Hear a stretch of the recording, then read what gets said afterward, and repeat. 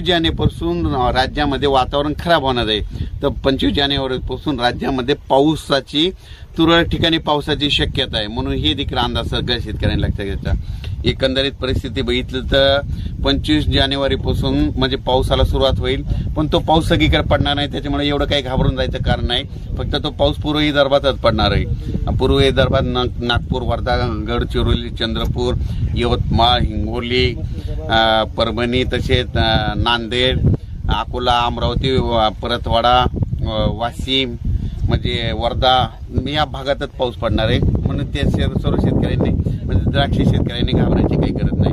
तुमच्या इकडे काही पाऊस येणार नाही, म्हणून हा देखील सगळ्या द्राक्ष बाग शेतकऱ्यांनी अंदाज लक्षात घ्यायचा। कुठेतरी तुरळक 1-2 थेंब पडतील, म्हणून हे देखील अंदाज लक्षात घ्यायचा। एकंदरीत परिस्थिती बघितली तर 26, 27, 28ला राज्यामध्ये वातावरणामध्ये ढगाळ वातावरण राहणार आहे राज्यामध्ये, म्हणून हे देखील अंदाज लक्षात घ्यायचा।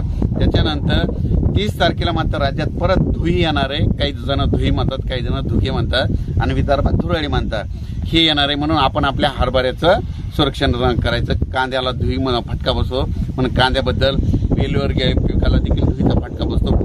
जितके फुले तितक्याच धुईचा फटका बसतो, म्हणून हा अंदाज सगळ्या शेतकऱ्यांना लक्षात घ्यायचा। धुईबद्दल एक चांगलं बुरशीनाशक, चांगलं कीटकनाशक फवारायचं आणि तुम्ही तुमचं पिकाची काळजी घ्यायची।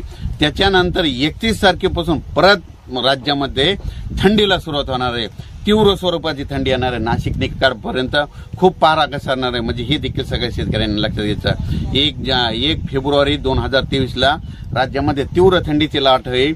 सगळ्यांना स्वेटर घालावं लागते अशी थंडीची लाट येणार आहे, म्हणून हे देखील अंदाज लक्षात येतात। 5-7 दिवस थंडी आहे, म्हणून हे देखील अंदाज लक्षात घेतात। त्याच्यानंतर 6 आणि 7 जानेवारीला परत थोडं, फेब्रुवारीला परत थोडं ढगाळ वातावरण राहणार आहे, म्हणून हे देखील अंदाज लक्षात घेतात। परत आणखी सगळ्या पुढचा देखील अंदाज आहे, पण जसं वेळ येईल तसं देत जाईल। पण माझ्या शेतकऱ्याचं भविष्यात नुकसान होऊ देणार नाही। आजच्या या व्हिडिओमध्ये